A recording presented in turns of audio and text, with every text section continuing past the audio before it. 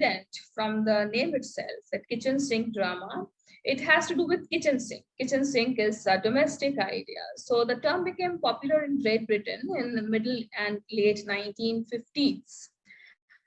So temporally, we can say that it is falling in the postmodern era, like in terms of time. But in terms of the way it represents reality, we can say that it is a modernist theater. It's often used derogatorily. It applied to plays which in a realistic fashion shows aspect of working class life at the time. So this kitchen sink drama was not about a king, it was not about the nobility as it was there in Aristotelian drama or in Shakespearean drama. It is about middle class, it is about working class people and their reality, their domestic life. So there will be people who will be living in apartments, who have rented a house, or people who have so many things on EMIs. So we have such realities, which is an outcome of the previous generation, which is the outcome of certain injustices and various other things of the previous generation. So we have this working class reality which is shown, and that's why kitchen sink term was derogatorily used, because it was not about nobility. The implication was that the play centered metaphorically or psychologically, and in some cases literally, on the kitchen sink. Okay, that is the domestic idea. The emphasis was on domestic realism. The leading characters of this theater, they were anti-heroes. They were angry young men. Okay, this is another term that I have to introduce. So they were anti-heroes, the people who are the protagonists of these theaters. They are not, morally very upright in that cliched terms, and they are not up to the mark in terms of how you want a hero to be, in the sense that when we imagine hero, we want that hero to fight 15 villains together, and to be that very and to fight for religious ideas or to fight for nation. This was the primary idea of a hero, in Aristotelian terms. But here the hero is at times afraid, at times very irritable, at times is against the morality but cannot do many things. So we see that the leading characters, they are not heroes, rather they are anti-heroes. Okay, so that is the term used. The term for this anti-hero is angry young man. I'll be discussing it in detail later on.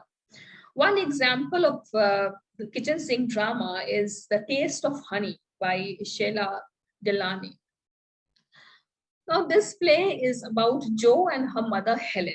Okay, so Helen is a mother, but Helen does not like her husband. Her husband has left her and she is in a relationship with another man, Peter.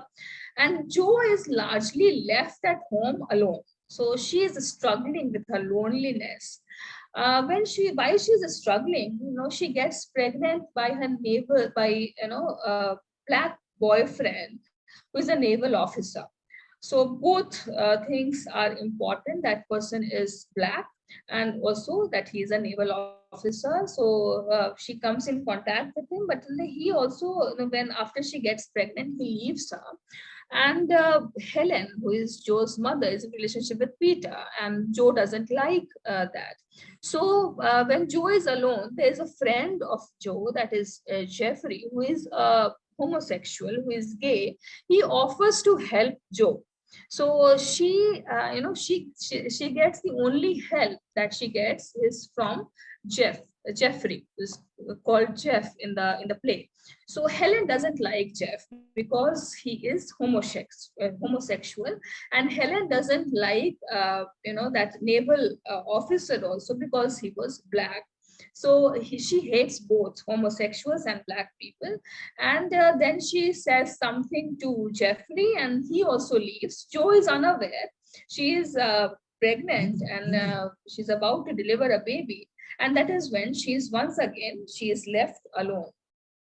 Okay, that is how the play ends. So again, we see that it is about a domestic idea, about sexuality, about different relationships, which is a personal idea of within a household, but it is not unaffected by society. So when we talk about, the personal reality, it is not unaffected by what had happened in the previous years, or what is the social norm of society, how the society industrialization and different ideas of marriage, faiths, and everything that has shaken. It reflects in that kitchen sink drama.